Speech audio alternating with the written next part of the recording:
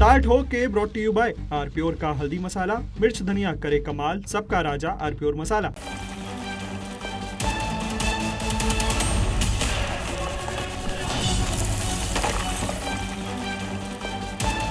नमस्कार, आप देख रहे हैं बहस का नंबर 1 शो ताल ठोक के और मैं हूं आपके साथ अंजी।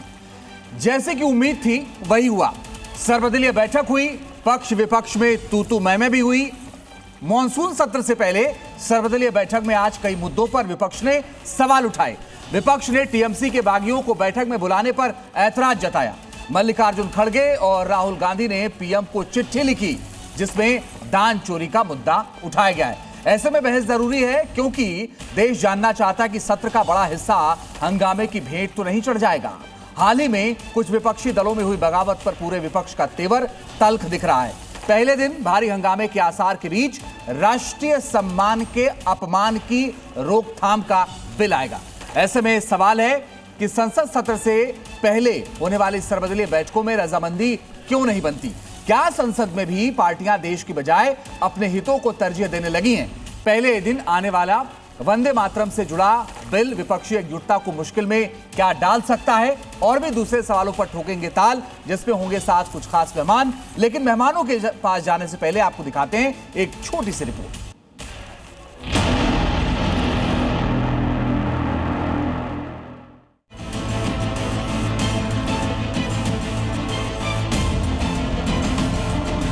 सारे पॉलिटिकल पार्टी एकजुट होकर के देश के लिए अच्छा बात रखें और देश के लिए एकजुट होकर के हम काम करें। जिस तरह राम जन्मभूमि में डाका डाला गया जनता की संपत्ति पर, चढ़ावे पर, आस्था और श्रद्धा पे, उसके खिलाफ पत्र लिखा है।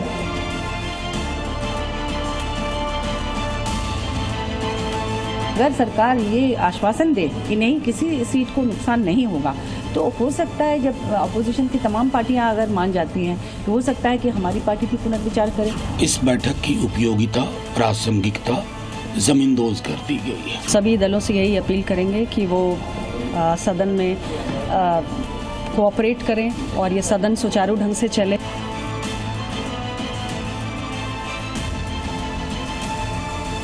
और ये पार्टी में जो टूट हो रही है वो भारतीय जनता पार्टी की सरकार के साथ पर टूट हो रही है। एनसीपीआई 20 लोकसभा सांसदों ने संसद में अलग से बैठने का व्यवस्था के लिए मांग किया हुआ है। थोड़े में ज्यादा स्वाद यही तो है इसकी खास बात। वाओ मामा क्या स्वाद है, अरे मेरे राजा, सबका राजा आरप्योर मसाला। और आपका खास मेहमानों से परिचय करवा दें चर्चा की शुरुआत में। तुहिन सिन्हा मेरे साथ जुड़ रहे हैं, प्रवक्ता हैं भारतीय जनता पार्टी के। युवा प्रवक्ता कांग्रेस के ईशान त्यागी मेरे साथ स्टूडियो में हैं। जाने माने देश के बड़े पत्रकार विनोद अग्निहोत्री जी मेरे साथ स्टूडियो में मौजूद हैं। सुशील शाह जी मेरे साथ जुड़ रहे, प्रवक्ता शिवसेना। विवेक श्रीवास्तव मेरे साथ जुड़ रहे हैं, नेता लेफ्ट। बादशाह आलम साहब मेरे साथ जुड़ रहे हैं स्टूडियो में, प्रवक्ता हैं आरजेडी के। प्रोफेसर विनीत सिंह साहब जुड़ रहे हैं, प्रवक्ता हैं एलजेपीआर के।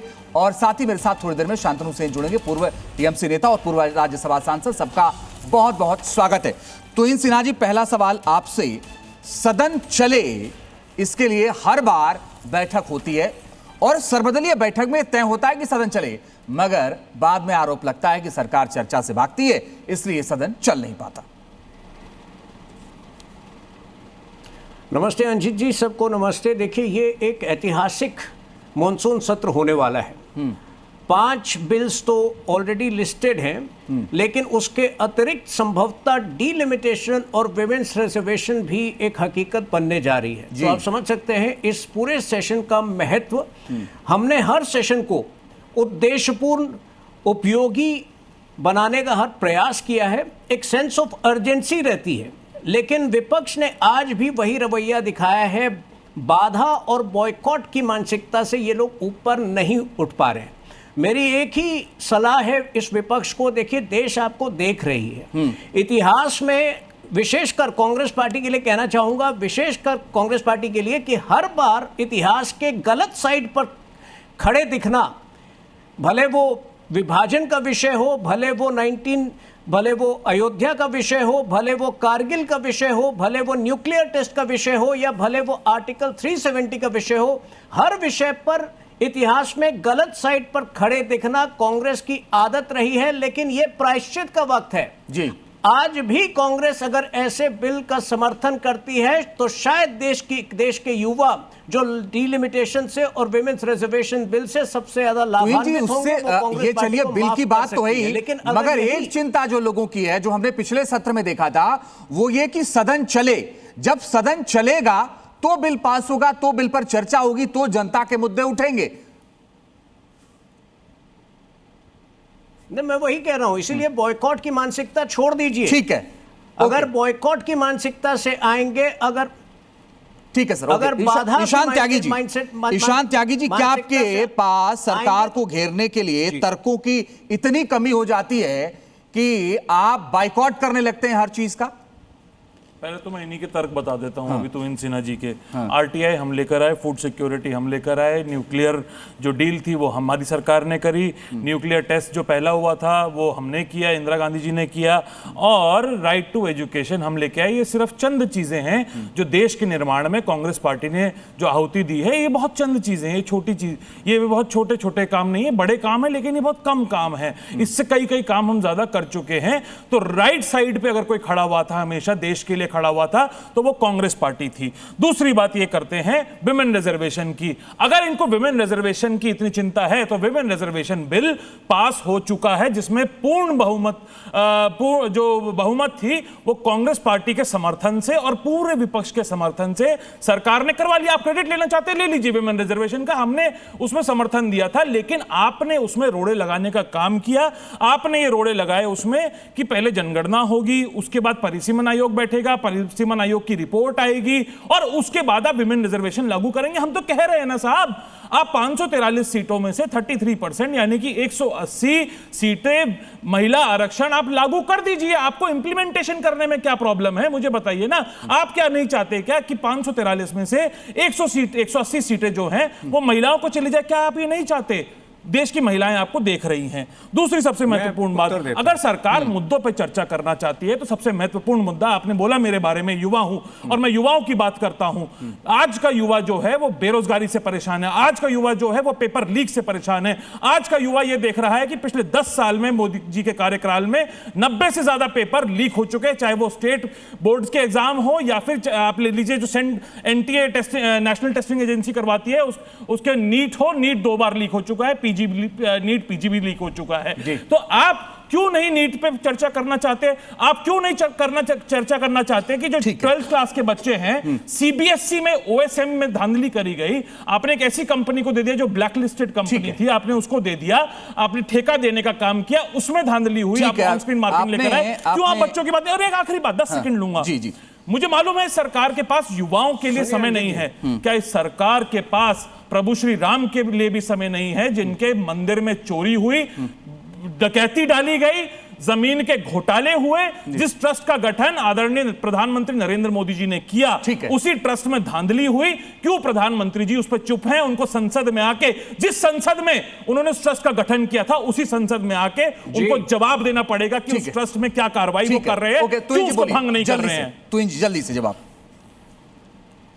देखिए, ये लोग जब नीट एग्जाम की बात करते हैं, इनके युवा नेता में कभी ये ईमानदारी रहती है कि नहीं, कि युवाओं को बताएं कि 55,000 मेडिकल सीट से, सालाना 55,000 मेडिकल सीट से 2014 में आज 1,36,000 सीट है। 387 मेडिकल कॉलेजेस से आज 823 कॉलेजेस हैं। ये भी बताइए। देखिए,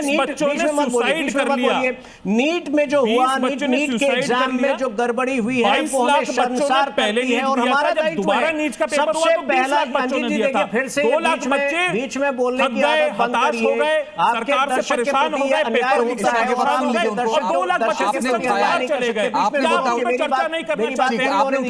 मुझे बताइए, मेरी बात पूरी होने दीजिए। स्टूडियो में दूसरों को डिस्टर्ब करना अच्छी आदत नहीं है। देखिए, मैं आपको स्पष्ट रूप से कह रहा हूं, नीट एग्जाम में जब इस बार पेपर लीक हुआ, हमारा पहला निर्णय था कि ये पूरा एग्जाम अगले साल से डिजिटल फॉर्मेट में होगा, जिससे कि कहीं पर भी पेपर लीक की गुंजाइश ही नहीं रहे। हमारा रवैया इनकी तरह नहीं है, जहां नहीं, मगर एक चीज बताइए तुलसी सिन्हा जी, मैं इस पर जाना ही नहीं चाहता क्योंकि आज का हमारा विषय नहीं है, मगर अगर सीटें बढ़ गई या बाकी चीजें हो गई तो इसका मतलब ये नहीं हो सकता ना कि पेपर लीक होगा, ये नहीं हो सकता। मैं विनोद अग्निहोत्री सर आपके पास, मैं आपके पास आऊंगा, पक्का मैं आपको पक्का मौका दूंगा, मैं जिम्मेदारी के साथ करूं, मैं आपको मौका दूंगा। विनोद अग्निहोत्री सर, एक बड़ी बात है, जैसे ईशान अभी जिक्र कर रहे थे, इन्होंने महंगाई की बात की, उन्होंने बेरोजगारी की बात की, राम मंदिर का जिक्र किया, मुद्दे तो इनके पास बहुत है, मुद्दे ही मुद्दे, मगर एक कॉन्ट्रडिक्टरी ये है सर कि इनके साथ लोग नहीं है। क्यों नहीं है मैं बताता हूं, या तो टूटे हुए लोग इनके साथ हैं या फिर रूठे हुए लोग, रूठे हुए मतलब डीएमके। तो मुश्किल यह है कि कैसे फिर अपनी बात को रखेंगे ये। देखिए, ऐसा है कि बात आपकी ठीक है, पश्चिम बंगाल के चुनाव के बाद विपक्ष में बिखराव आया है, खासकर टीएमसी टूट करके उसके 20 सांसद, एक नई पार्टी बन गई एनसीपीआई, शिवसेना, उद्धव ठाकरे जो है वो टूट करके उसके 6 सांसद चले गए शिंदे जी के पास, दिक्कत आई है। लेकिन विपक्ष संख्या से नहीं होता है, मुद्दों से होता है। नेहरू जी के समय जब विपक्ष की स्थिति क्या थी, कितने सांसद होते थे विपक्ष के, और उस समय भी सरकार की नाक में विपक्ष दम करके रखता था, वो चाहे डॉक्टर रमन और लोहिया रहे हों, चाहे दूसरे तमाम सारे लोग रहे हों। राजीव गांधी की सरकार जब 415 सीटों की सरकार थी और विपक्ष बहुत कमजोर था संख्या बल से, तब भी उस विपक्ष ने जो है 1989 तक आते आते सरकार बदल दी थी। तो विपक्ष के पास अगर मुद्दे हों तो मुद्दे मजबूती से उठा सकता है विपक्ष, और उन मुद्दों को जनता के बीच में ले जा सकता है। ये विपक्ष के वाक चातुर्य, उसके कौशल पर निर्भर करता है, संख्या पर महत्वपूर्ण होता है। देखिए, कोई भी बिल, जब तक सरकार बहुमत में है तब तक कोई भी बिल संसद में गिरता नहीं है। आमतौर पर देख, जैसे वो पिछला जो ये डिलिमिटेशन वाला बिल गिरा, क्योंकि उसमें 2 तिहाई चाहिए था, बाकी सामान्य बहुमत वाले जो है बिल सब पास हो जाते हैं। लेकिन विपक्ष उन बिलों का किस पुरजोर तरीके से विरोध करके या अपनी बात रख के जनता के बीच में अपनी बात स्थापित कर पाता है, इससे तय होता है कि वो मुद्दे किस तरह उठा रहा है। कोई भी विपक्ष हो, चाहे भारतीय जनता पार्टी विपक्ष में रही हो, उसकी भी यही भूमिका थी, आज कांग्रेस विपक्ष में है। इसलिए संख्या बल तो महत्वपूर्ण है, लेकिन संख्या बल के से भी ज्यादा मुद्दे और मुद्दों को उठाने का तरीका महत्वपूर्ण। विनोद सर, हर बार ये बैठक होती है और बीच बीच में भी बैठक होती है, जब सत्र चलता रहता है तब भी ये बैठक होती है कि भाई सदन सुचारू रूप से, मगर पिछली बार नहीं चल पाया था। इस बार आपको क्या लगता है, आपको दशकों पुराना अनुभव है, इस बार आपको लग रहा है कि कम से कम जनता के पैसे बर्बाद नहीं होंगे, जनता के मुद्दे उठ पाएंगे इस बार? देखिए, मुद्दे तो ऐसा है कि अभी जब कल से सत्र शुरू होगा तो मुझे जो लगता है, जो मेरा अनुभव है, विवेक कहता है, विवेक श्रीवास्तव जी हमारे मित्र हैं इसलिए मैं उनका नाम भी ले रहा हूँ, मेरा जो विवेक कहता है कि कल हंगामा होगा, विपक्षी सारे मुद्दे, और 2-3 दिन शुरू में मुझे लगता है, क्योंकि जिस तरह सर्वदलीय बैठक में झगड़ा, मतलब खींचतान हुई है और नोकझोंक हुई है और बाद में विपक्ष ने वॉकआउट कर दिया बैठक का, तो उससे संकेत अच्छे नहीं मिले। उससे संकेत यही मिलते हैं कि भाई कल फिर जो है, कल शुरुआत का ये हफ्ता जो है, ये मुझे लगता है विपक्ष के विरोध के उसमें जाएगा। उसके बाद सरकार हो सकता है रीच आउट करे, क्योंकि जो महत्वपूर्ण अभी तक देखिए जो एजेंडा आया है उसमें उन बिलों का जिक्र नहीं है जिनकी हम लोग बात कर रहे हैं, ना महिला आरक्षण का डिलिमिटेशन वाला जिक्र है, ना वन नेशन वन इलेक्शन का जिक्र है, और वो मुख्यमंत्री और मंत्रियों का 1 महीने का जेल वाला जो है वो तो ऑलरेडी वापस हो गया, अभी मतलब जेपीसी की रिपोर्ट पूरी नहीं हुई, वो तो ये 2 बिल हैं, बड़े महत्वपूर्ण बिल हैं। अगर सरकार ने सत्र में लाना चाहेगी तो निश्चित रूप से सरकार कोई न कोई स्ट्रेटजी अपनाएगी, रीच आउट करेगी, और हो सकता है अगले सप्ताह तक कोई सहमति बने। और ये भी हो सकता है अगर सरकार मुतमईन होगी, कंफर्म होगी, कॉन्फिडेंट होगी कि उन बिलों को निकाल ले जाएगी, 2 तिहाई 364 का आंकड़ा जुटा लेगी, तब तो उन बिलों को लाएगी।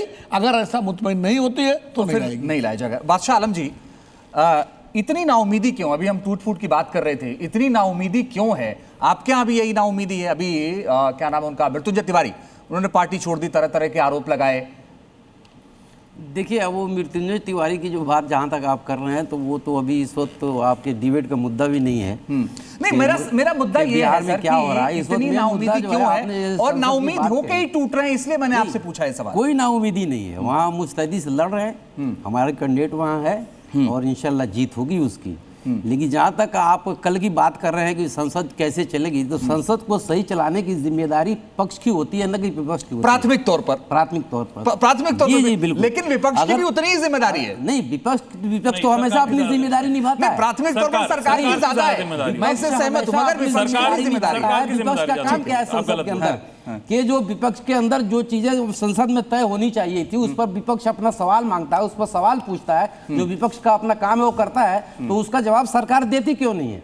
वो हमेशा जो है पास रूट से निकलना चाहती है, वो उस पर जवाब नहीं देती है। ऐसे नए नए मुद्दे लाके खड़ा करती है कि संसद सुचारू रूप से चले ही नहीं। अगर संसद का पैसा बर्बाद हो रहा है तो इसके जिम्मेदार कौन है? इसके जिम्मेदार जो है रूलिंग पार्टी है। अगर रूलिंग पार्टी चाहे कि संसद सुचारू रूप से चले, विपक्ष के सवालों का जवाब दिया जाए। आजकल जो है ज्वलंत मुद्दे क्या है? संसद से कुछ ही दूरी पर हमारे नौजवान बैठे हुए हैं जो अपने नीट के एग्जाम के लिए कौन सी बड़ी बात कर रहे हैं, वो एक प्रधान का जो है रिजर्वेशन मांग रहे हैं। ये कोई बहुत बड़ी बात नहीं है कि जिस तरह के 90 पेपर लीक कर दिया आपने, वहाँ जिस ड्यूरेशन में वहाँ बच्चे बैठे हुए हैं उसके बीच में महाराष्ट्र में पेपर लीक हो रहा है। जी ठीक है। कहाँ इनका फ्यूचर है नौजवानों का? उनकी रोजगार की बात नहीं हो रही है, उनकी शिक्षा की बात नहीं हो रही है। ठीक है। आप ये कभी वंदे मातरम पर कराएंगे डिबेट, कभी राम मंदिर पर आप डिबेट कराना शुरू कर देंगे। जो बच्चों का ये हमारे साथ जुड़े हैं पूर्व राज्यसभा सांसद और पूर्व टीएमसी के नेता शांतनु सेन जी, बड़ी टूट फूट की चर्चाएं हो रही हैं और आज यही नाराजगी भी थी कांग्रेस को कि टीएमसी के बागी लोगों को वहां बुलाया गया और उद्धव जो गुट के बागी सांसद थे उनको बुलाया गया, इसीलिए पहले कांग्रेस ने वॉकआउट किया, फिर वो बैठक में गए विरोध के तौर पर। मगर मेरा सवाल यह है कि ये जो टूट हुई उसमें वाकई अभिषेक बनर्जी से नाराजगी थी या ये मौका परस्ती थी या कुछ और था?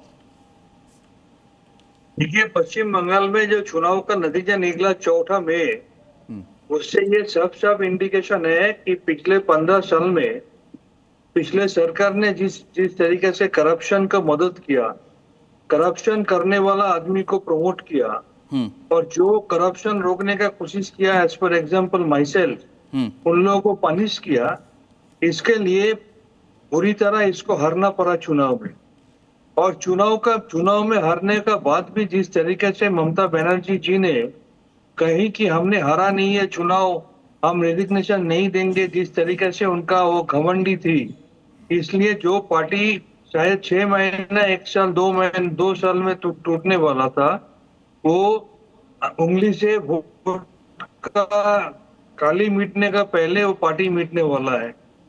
और जहां तक पश्चिम बंगाल का सवाल है, 50 साल बाद बंगाल में एक मौका मिला है कि सेंट्रल गवर्नमेंट और स्टेट गवर्नमेंट दोनों मिलकर बंगाल का तरक्की के लिए काम करें।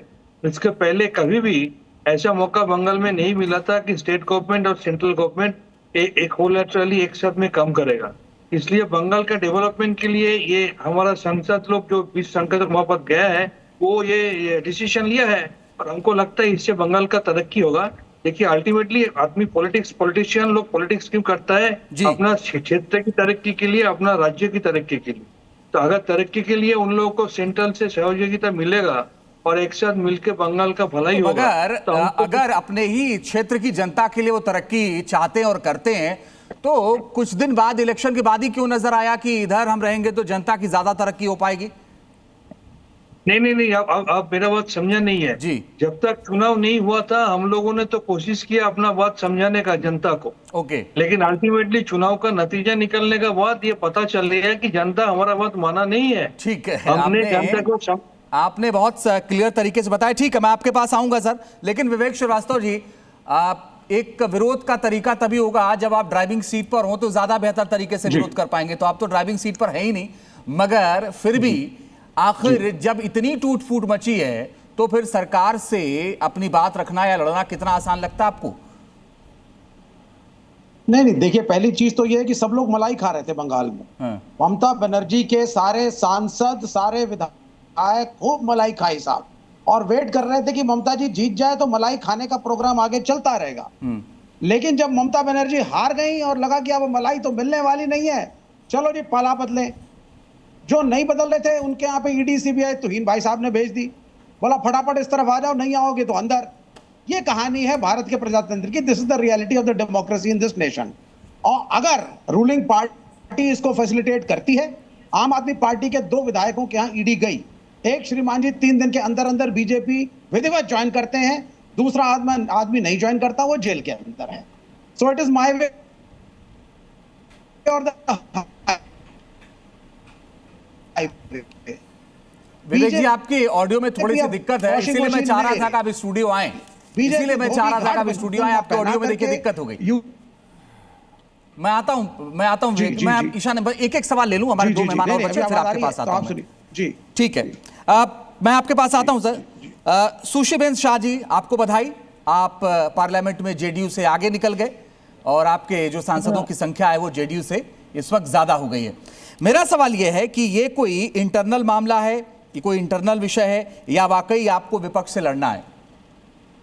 नहीं, लड़ने की बात नहीं है। मैं कहना चाहूंगी कि शिवसेना का हमेशा एक प्रतिनात्मक रूप रहा है कि हम तोड़ते नहीं हैं, हम जोड़ने का काम करते हैं। और कौन जोड़े हैं हमारे साथ? जो चाहते हैं विकसित भारत, वो सारे लोग हमारे साथ जुड़े हैं और हम सभी का तहे दिल से स्वागत करते हैं। ये आप पार्लियामेंट में देखें, हमारी पूरी नीयत है और नीति भी है कि ये पार्लियामेंट चले, लोगों के लिए चले, विकसित भारत के लिए चले,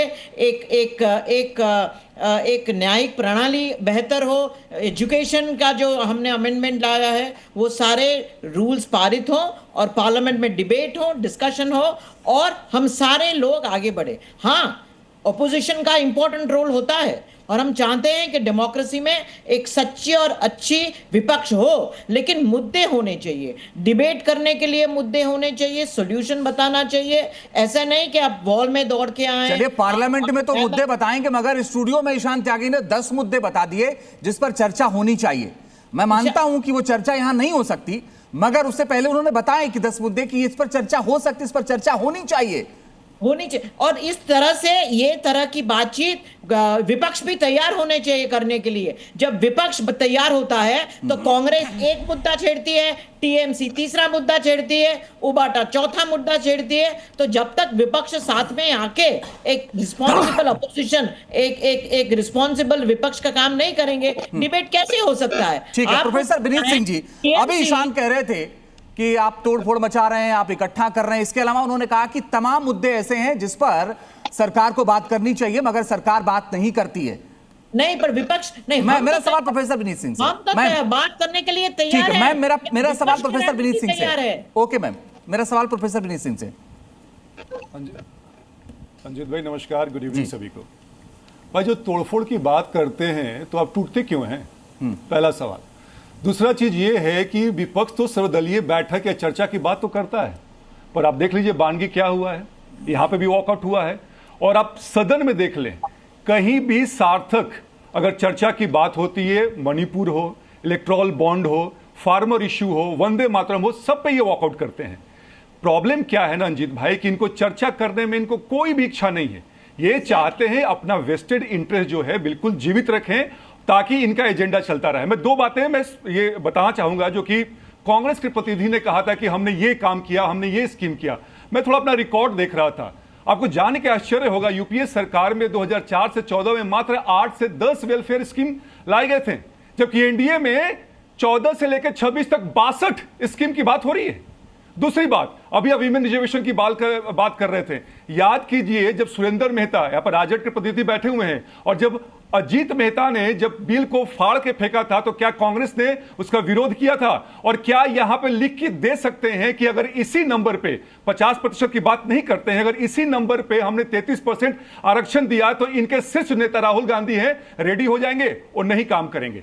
परेशानी क्या है ना, इनको केवल वितंडा खड़ा करना है अंजित भाई। एक बार नहीं, कई बार सदन में ऐसा देखा गया है। इनको सार्थक चर्चा से कोई मतलब नहीं है, ये समय जाया करना चाहते हैं, टैक्स पेयरों का पैसा खराब करना चाहते हैं। लेकिन हमने भी होमवर्क कर लिया है, जितने भी महत्वपूर्ण बिल हैं बहुत अच्छी बात होगी और पास होगा। बहुत अच्छी बात आपने होमवर्क कर लिया। ईशान त्यागी, जिन किसानों की ये बात कर रहे हैं, जो 3 काले कृषि कानून ये लोग लेकर आए थे जिसमें 700 किसानों ने की मृत्यु हो गई और उसके बाद सरकार ने उनको वापस ले लिया। एक बार चेक करके आइए कि वो कितने मिनटों में पास हुए थे, कितनी चर्चा आपने राज्यसभा में उसमें करवाई थी। और मैं ये कहता हूँ कि चर्चा होनी चाहिए इस व्यक्ति पे, और इस जैसे 20 व्यक्ति और हैं जिनके बच्चों ने सुसाइड कर लिया। ये देखिए राजेश कुमार जी हैं, कारगिल की वॉर में ये लड़े थे। ये किन से मिल रहे हैं? राहुल गांधी जी से लड़ रहे हैं, जिन्होंने परसों छात्रों की गूंज में देहरादून में इनसे मुलाकात करी। उन्होंने ये बोला कि जो मेरी बच्ची के साथ हुआ वो और किसी बच्चे के साथ नहीं होना चाहिए। रिया कुमारी इनकी जो बेटी है उसने हताश होकर पेपर लीक से सुसाइड कर लिया। ऐसे 19 बच्चे और हैं जिन्होंने सुसाइड कर लिया। 22 लाख बच्चों ने पेपर दिया था पहला नीट का, लेकिन पेपर लीक हो गया। 2024 के लीक से आप कुछ नहीं सीखे। उसके बाद 20 लाख बच्चों ने री नीट का पेपर दिया था, 2 लाख बच्चे सिस्टम से बाहर हो गए। अब ये बात करते हैं, एक आखिरी बात बोलूंगा। देखिए ये लोग बात करते हैं डिलिमिटेशन की और महिला आरक्षण बिल की। मैंने आपको बता दिया कि महिला आरक्षण आपको लागू करना है, सिर्फ वो बिल पास हुआ रखा हुआ है। तुहिन सिन्हा जी आप लागू कर दीजिए, और अगर आपकी मंशा नहीं है लागू करने की तो डिलिमिटेशन बिल के पीछे मत छुप उसको डिलिमिटेशन बिल को उसके पीछे मत छुपाइए, धड़ल्ले से लेकर आइए ना। अगर आपके पास संख्या है तो, अगर आपके पास संख्या होती तो जिन बिल्स को आप लेकर आए हैं और आपने पार्लियामेंट एक मिनट जो सेक्रेटेरिएट ने लिस्ट दी है तो उसमें डिलिमिटेशन बिल होता।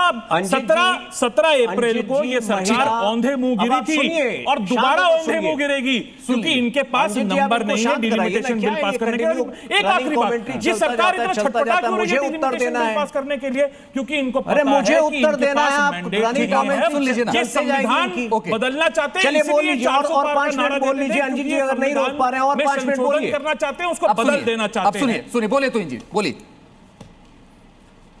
अब रही 60 सेकंड में शांति बात हो गई, समझना पड़ेगा। नहीं हो गया। डीएमके पे सवाल पूछ रहा मुझसे, ये क्या हर बार जो है स्टूडियो में आकर डीएमके पे फायदा उठाते हैं। डीएमके बिल्कुल सही जगह खड़ी रहेगी, हमारे साथ खड़ी रहेगी। ठीक है, ओके, बोले तो इंजी।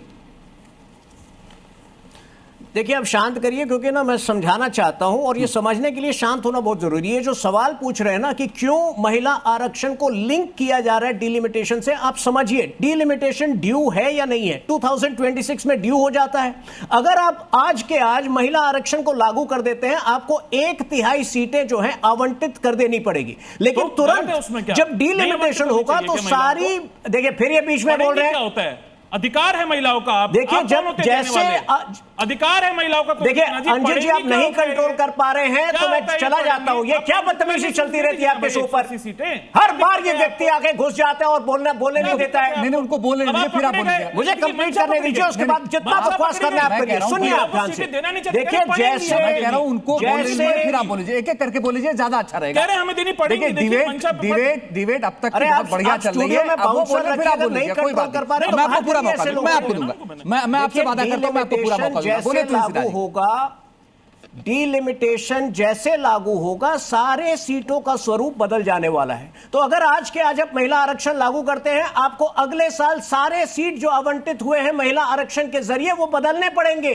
ये आवंटन 15 साल के लिए होना है, इसीलिए स्वाभाविक है, लाजमी है, लॉजिकल है कि महिला आरक्षण और डिलिमिटेशन साथ में हो।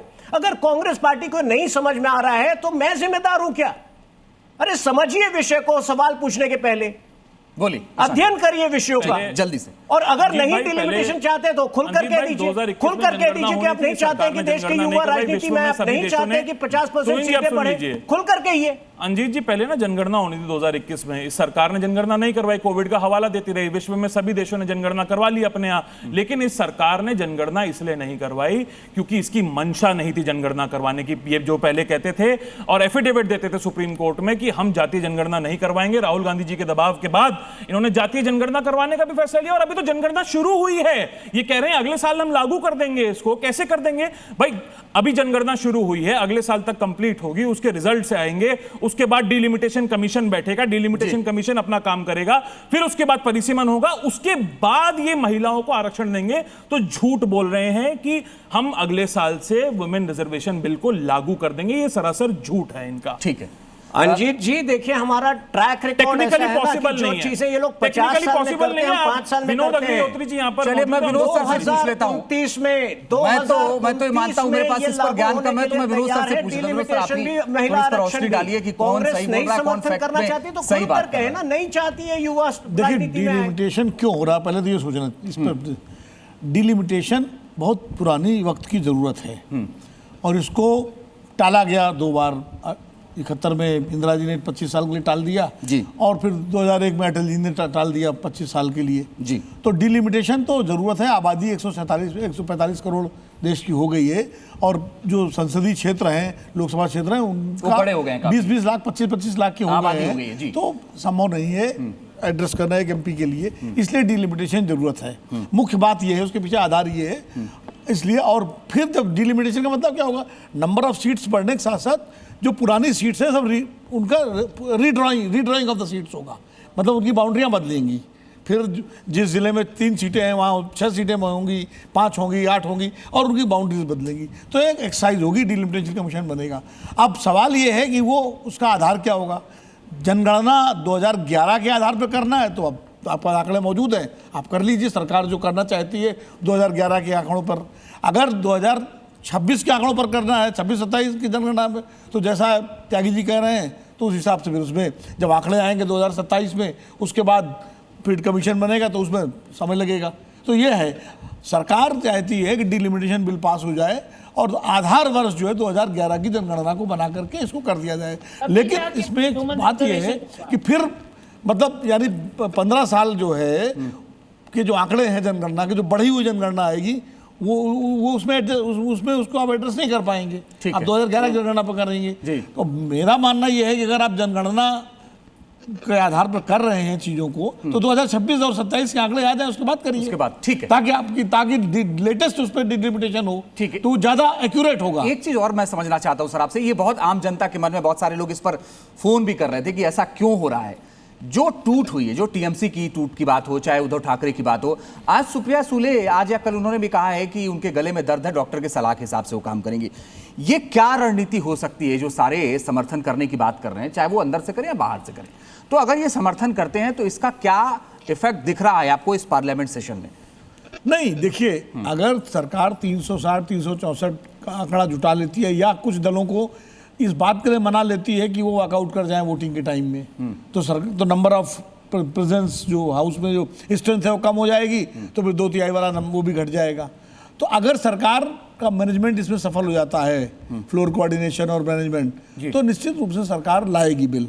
और अगर नहीं सफल हो पाता है वो नंबर के हिसाब से, और देखिए 360 की अगर जरूरत है तो 365 का जब आंकड़ा हो जाएगा तब सरकार लाएगी बिल, वो 5-10 फालतू करके। हाँ, ये नहीं कि कम है और फिर ला दिया। इस बार सरकार जो है ज्यादा पिछले सत्र का कहानी नहीं दोहराना चाहेगी, ठीक है, न दोहराएगी वो। जिस तरीके से ये लोग जिस तरीके से ये लोग आंकड़े तक पहुंचना चाह रहे हैं वो एक असंवैधानिक तरीका है।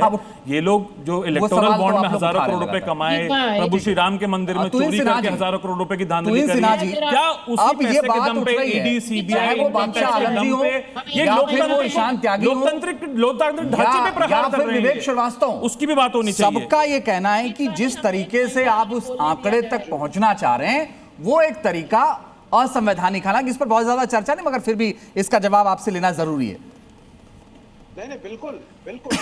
देखिए लड़ाई यही है जो है हमेशा से नंबर्स का खेल। हाँ, डेमोक्रेसी जो है हमेशा से आंकड़ों पर, नंबर्स पर आधारित रहा। एक समय आपको याद होगा अंजी जी, 1996 में वाजपेयी जी का स्पीच आज भी जो है हमें प्रताड़ित करता है। जब वो 13 दिन की सरकार गिरी थी उस समय हमारे पास नंबर नहीं थे। आज 30 साल बाद जो है समय का चक्र एक पूरा गोल घूम चुका है, और आज अगर अलग अलग पार्टियां हमसे जुड़ना चाहती है, और इस वजह से जुड़ना चाहती है कि वो अपने शीर्ष नेतृत्व से, उद्धव ठाकरे से नाराज है उबाटा के लोग, अगर टीएमसी के लोग ममता बनर्जी से नाराज है, तो हम क्या कहें कि हमें आपकी जरूरत नहीं है। ये लोग राष्ट्र हित में जुड़ना चाहते हैं। ठीक है सर, तो अब मैं इस पर समझना होगा कि लोकतंत्र हमेशा जो है बड़ा तर्क रख दिया। आप ये भी कह देंगे कि वो भी कह सकते हैं कि कहना चाह रहे हैं कि हमारे लिए विचारधारा का कोई मतलब नहीं है। जो टीएमसी के लोग 4 दिन पहले इनको गाली दे रहे थे, मैं उस पर आता हूं। विवेक जी आप कुछ कह रहे थे। विचारधारा गंगा में बहा दी इन्होंने। विवेक जी, गंगा साफ करने के विचारधारा गंगा में जरूर बहा दी बीजेपी वालों ने। लड़ाई इसी बात की है कि आप एक अनडेमोक्रेटिक प्रोसेस के थ्रू आप पूरे पार्लियामेंट में आपने अफरा तफड़ी मचाई। अभी आपके पैनल पे यहाँ पे आप बात कर रहे थे तृणमूल कांग्रेस के एक पूर्व सांसद से। अब साहब एंजॉय कर रहे थे, लाइव इलेक्शन का वेट कर रहे थे, रिजल्ट आने के दिन तक वो तृणमूल कांग्रेस में थे, ममता बनर्जी जिंदाबाद। और जिस दिन वो हारी उसके बाद हर आदमी मॉरली राइट हो गया साहब, और बोला साहब मोदी साहब से संपर्क किया जाए, यहाँ कुछ और मिलेगा। तो शांतनु से यही तो कह रहे थे अभी कि जो जनादेश आया उसे तय हो गया कि लोग इनके साथ नहीं, इसलिए लोग टूट गए।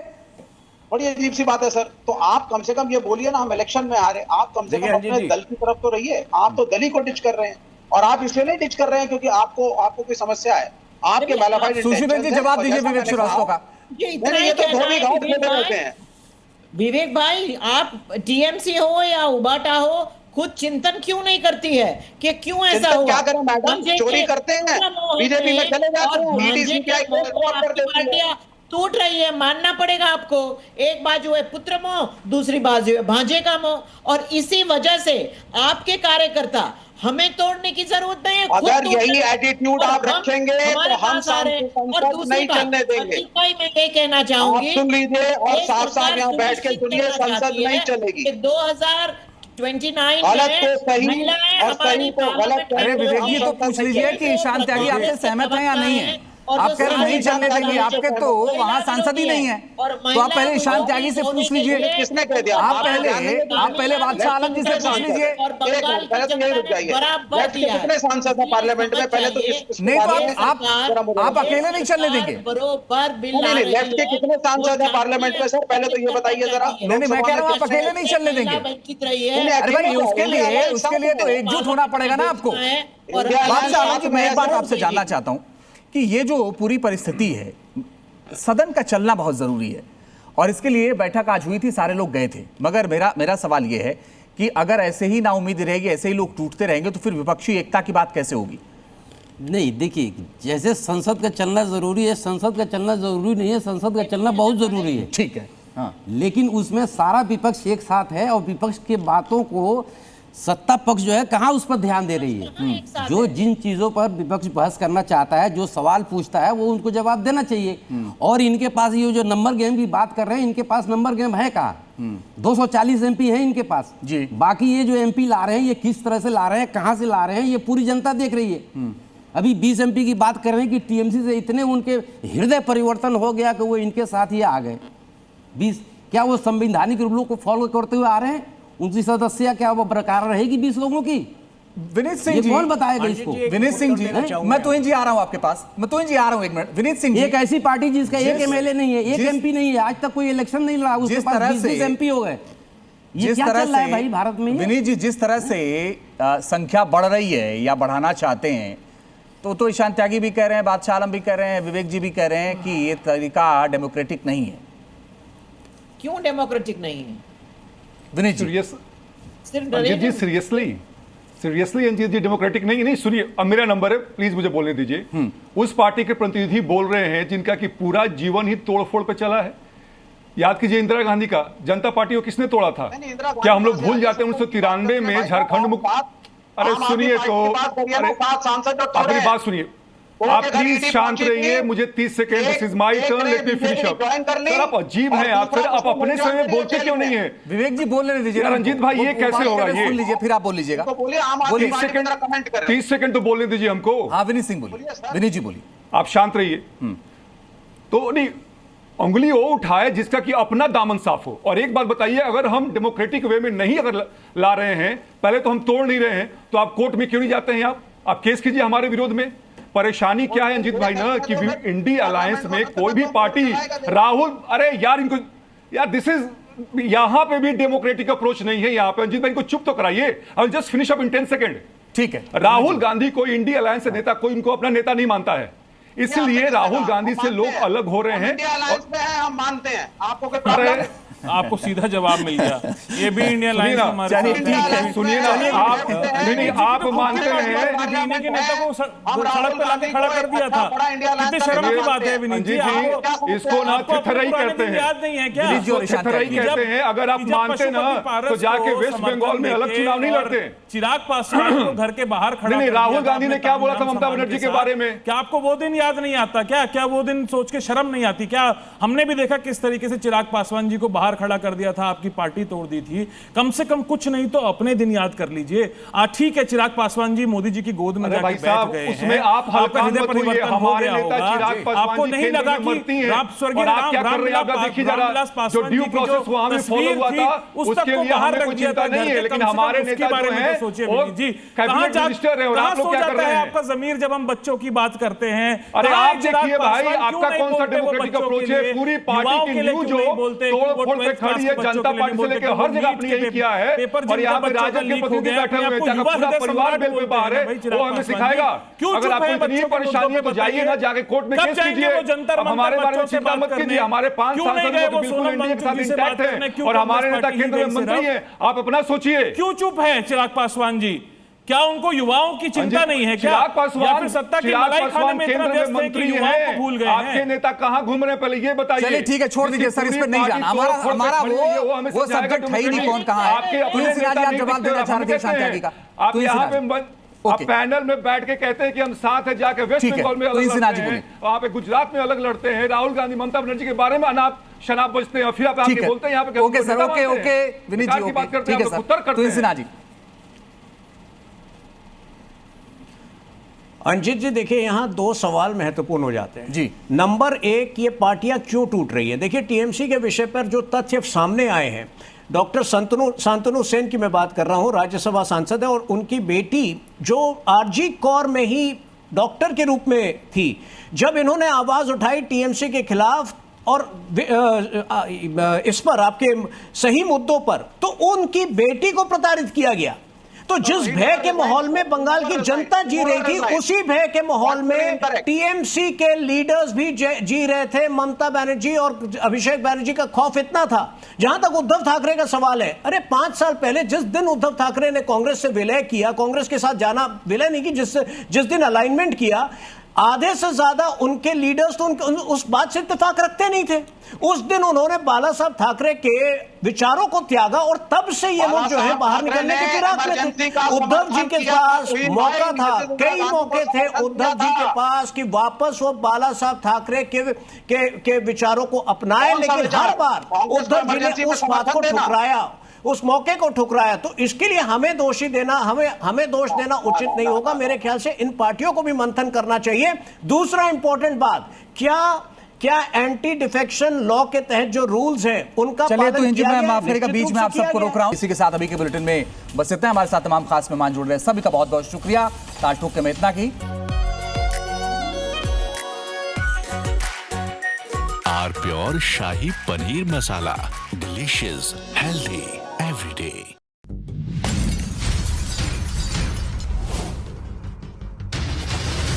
ताल ठोक के brought to you by R pure का हल्दी मसाला, मिर्च धनिया करे कमाल, सबका राजा आर प्योर मसाला।